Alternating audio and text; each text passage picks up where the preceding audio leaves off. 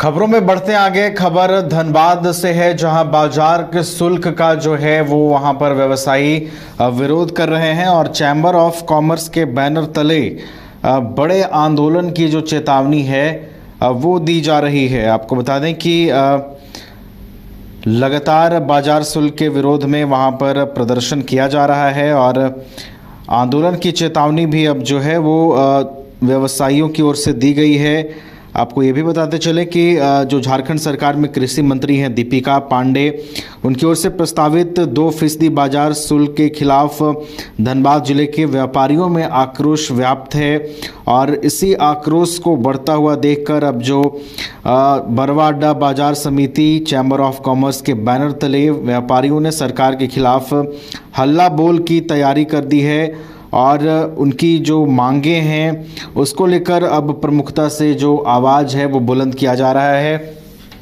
हमारे साथ अधिक जानकारी के साथ धनबाद से हमारे सहयोगी राजकुमार जुड़े हुए हैं, उनका रुख करते हैं और तमाम जानकारियां लेते हैं इस पूरे मामले पर कि आखिर बाजार शुल्क का विरोध क्यों हो रहा है। राजकुमार हमारे साथ जुड़ गए हैं। राजकुमार, चैम्बर ऑफ कॉमर्स के बैनर तले अब आंदोलन की भी चेतावनी दी गई है। 2% जो बाजार शुल्क कृषि मंत्री ने प्रस्तावित किया है उसका लगातार विरोध देखने को मिल रहा है। क्या कुछ वजह हैं मुख्य रूप से इस विरोध की?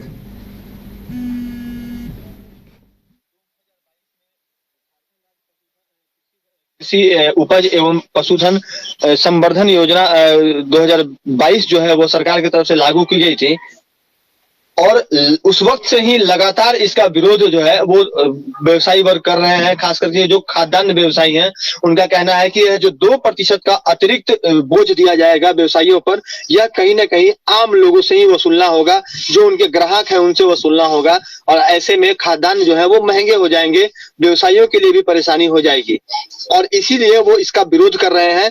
और यह विरोध 2022 में भी देखने को मिली थी, जब बादल पत्रलेख कृषि मंत्री हुआ करते थे, उस वक्त इस कानून को लाया गया था और उस वक्त व्यापक पैमाने पर देखने को मिला था कि व्यवसायियों ने इसके लिए बंद का भी आह्वान किया था। और अगर हम इस बार की बात करें तो जैसे ही कृषि मंत्री के रूप में दीपिका पांडे ने प्रभार लिया है, उसके बाद फिर से इसे लागू करने की बात कही जा रही है और 4 सितंबर को रांची के कृषि भवन में एक बैठक आयोजित है जिसमें तमाम जो व्यवसायिक संगठन है, साथ में झारखंड चैम्बर ऑफ कॉमर्स को भी इसमें आमंत्रित किया गया है, जो इनकी मदर बॉडी है चैम्बर ऑफ कॉमर्स, जो बाजार समिति चैम्बर ऑफ कॉमर्स है या फिर धनबाद चैम्बर ऑफ कॉमर्स के, उनको वहां पर बुलाया गया है और यहाँ से भी व्यवसायी जो है उस मीटिंग में शिरकत करेंगे और इस कानून का विरोध करेंगे, ऐसा व्यवसायियों ने कहा है। कल की अगर बात करें तो कल से ही व्यवसायियों ने काला बिल्ला लगा करके व्यवसाय करना शुरू कर दिया है, विरोध कल ही जता दिया है और यह बताने के लिए कि सरकार के इस फैसले का वो पुरजोर विरोध कर रहे हैं। अगर सरकार ने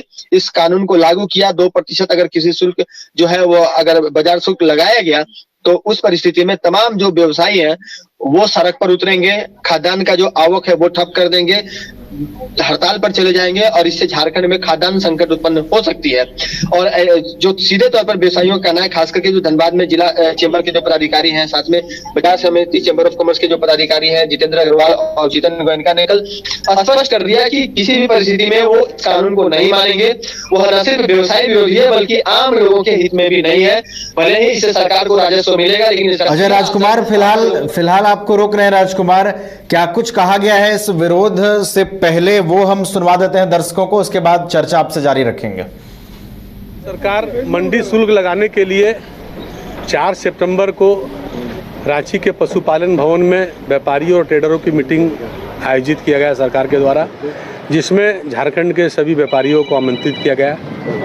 हम लोग आज से इस काले कानून का पुरजोर विरोध पूरे झारखंड के व्यवसायी सभी कर रहे हैं अपने अपने स्तर से। और हम लोग मंडी इस मीटिंग में जाने से पूर्व में सरकार को यह बता देना चाहते हैं कि यह मंडी शुल्क हम व्यापारी किसी रूप में स्वीकार नहीं करेंगे। हम लोग चाहे 2% का मामला हो, 1% हो या आधा % हो, सरकार हमें किसी रूप में इस कानून को हम लोग मानने का प्रयास नहीं करेंगे। हम पर थोपने का काम नहीं करें। हम इस काले कानून का विरोध पुरजोर रूप से करते हैं और इस काले कानून को आज हम लोग काला बिल्ला लगा करके इसकी शुरुआत कर रहे हैं और आज से लेकर के 4 तारीख तक हम लोग चरणबद्ध आंदोलन करेंगे। और मीटिंग में अगर सरकार किसी रूप में यह कानून को लागू करने का प्रयास करती है तो उसी दिन पूरे रांची में आंदोलन का शंखनाद होगा और पूरे झारखंड में जोरदार आंदोलन, पूरे झारखंड के व्यापारी सड़क पर उतरकर और सदन तक आंदोलन करेंगे।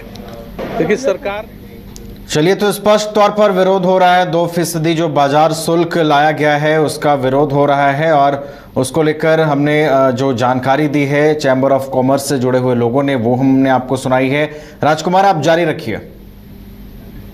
जिस तरह से अभी चैम्बर के पदाधिकारियों ने बताया कि जिस तरह से सरकार को हर बार उन लोगों के द्वारा अल्टीमेटम दिया गया, व्यवसायियों ने इसका विरोध किया, तो सरकार को इस कानून को रद्द कर देना चाहिए, निरस्त कर देना चाहिए, लेकिन हर बार स्थगित किया गया। जब भी इन्होंने आंदोलन किया तो इसे स्थगित किया गया, निरस्त नहीं किया गया। हालांकि इससे सरकार को राजस्व की प्राप्ति होगी, लेकिन इसका सीधा नुकसान जो है वह आम लोगों पर पड़ेगा, आम उपभोक्ताओं पर पड़ेगा। क्योंकि जो फल मंडी है, चाहे जो खदान मंडी है, वहां से होलसेलर जो दुकानदार है, जो रिटेलर वहां से सामान खरीदकर बाजार लेकर जाते हैं, जब वो 2% एक्स्ट्रा सरकार को जब इसका वो आवक के बदले में जब वो पैसे देंगे तो कहीं ना कहीं वो अपने ग्राहकों से वसूल करेंगे और इसका असर जो है उन्हीं आम लोगों पर पड़ेगा, जिससे कि हम हर मामले में टैक्स लेते हैं और व्यवसायियों का जो व्यवसाय है इससे प्रभावित होगा।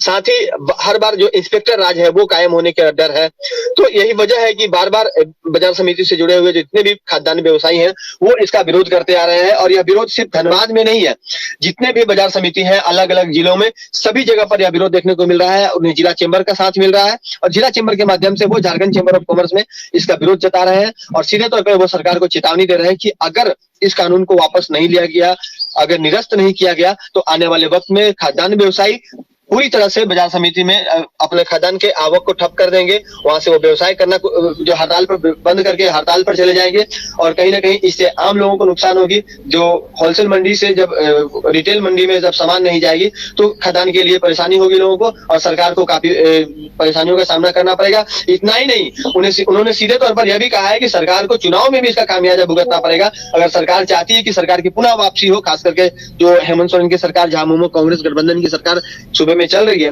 उसकी पुनः वापसी हो, तो कम से कम व्यवसायियों के साथ यह अहित ना करें। व्यवसायियों के लिए जो है काला कानून है, इसे वापस लें।